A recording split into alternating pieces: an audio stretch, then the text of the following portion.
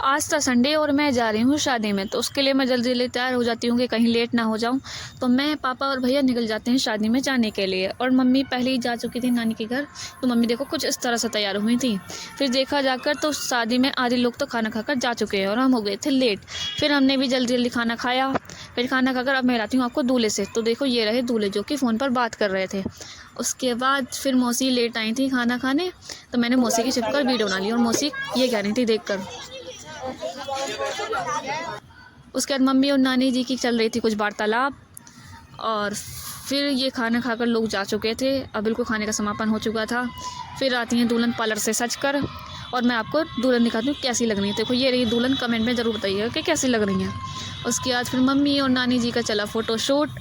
जब इनका फ़ोटोशूट होने के बाद फिर हम गए छत पर, तो छत पर हो रही थी दुल्हन की एंट्री।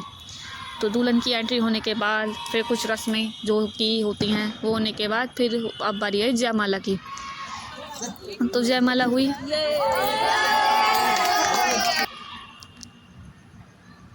जयमाला होने के बाद अब चले फ़ोटोशूट। तो नानी जी ने दिया आशीर्वाद जाकर पहले, फिर मम्मी और मौसी की बारी आई, तो मम्मी और नानी मौसी जी ने भी दिया आशीर्वाद।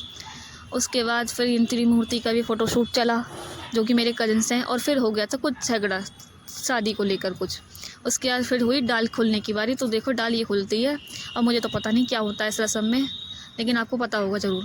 तो फिर हुआ दुल्हन का गठबंधन, और फिर हुए दूल्हा दुल्हन के फेरे।